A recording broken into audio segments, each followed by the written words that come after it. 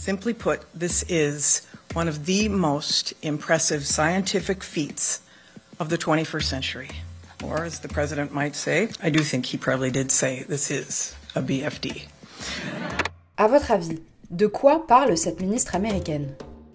Alors que le monde fait face à une sévère crise énergétique et que les conséquences du réchauffement climatique sont de plus en plus meurtrières, les scientifiques le martèlent, les énergies fossiles doivent être remplacées par des énergies plus vertes.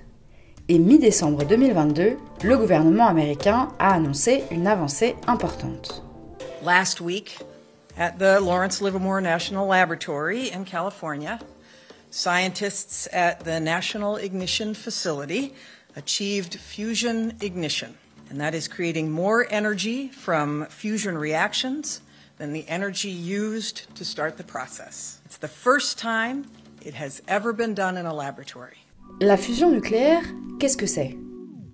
Pour le comprendre, il faut lever le nez vers les étoiles. Si elles produisent de la lumière et de la chaleur, comme le fait par exemple le Soleil, sans quoi la vie sur Terre ne serait pas possible, c'est la conséquence de la fusion de noyaux atomiques. Commençons par le début. Toute matière est composée d'atomes. C'est le plus petit élément chimique qui peut se combiner avec un autre. Un atome, c'est un noyau, constitué de deux types de particules, les neutrons et les protons, et des électrons qui gravitent autour de ce noyau.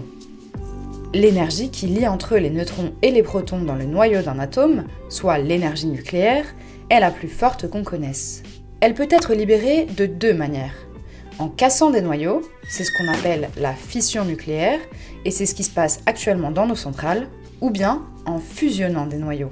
C'est ce qui se produit dans les étoiles, notamment le Soleil, avec la fusion de noyaux d'hydrogène en hélium. Les scientifiques essayent depuis des décennies de recréer une énergie comparable. Mais pourquoi la fusion nucléaire intéresse tant les scientifiques ? Eh bien d'abord parce que la fusion nucléaire libère 4 fois plus d'énergie que la fission. Ensuite, parce que cette méthode ne produit pas de déchets nucléaires radioactifs à long terme. Pour l'instant, lorsque des noyaux sont divisés dans nos centrales, cela produit des déchets qui restent radioactifs pendant des milliers d'années. La gestion de ces déchets est très délicate. En France, ils sont entreposés en attendant de savoir quel sort leur réserver. Un projet vise à les enfouir à 500 mètres de profondeur, à Bure, dans la Meuse, mais il est loin de faire l'unanimité.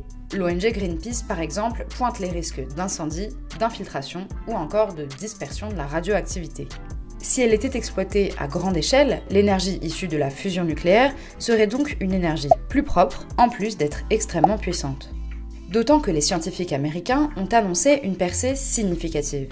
Ils sont parvenus à obtenir une énergie de fusion plus importante que l'énergie du laser qui a déclenché la réaction. Alors, c'est pour quand ? Eh bien, l'ennui, c'est qu'on n'y est pas du tout.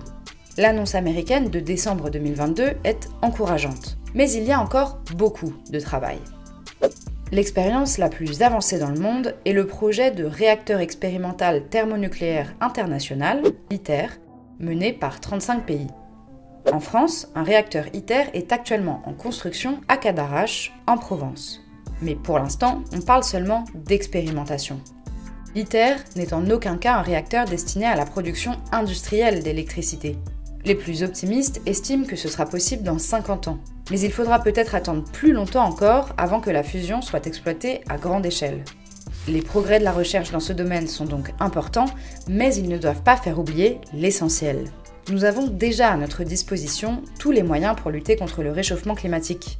En isolant les habitations, en adaptant notre alimentation, mais aussi tout simplement en investissant dans les énergies renouvelables déjà disponibles, comme le solaire, l'éolien ou l'hydraulique, on pourrait faire d'énormes progrès. Ce qui manque, ce ne sont pas tant les moyens que la volonté politique.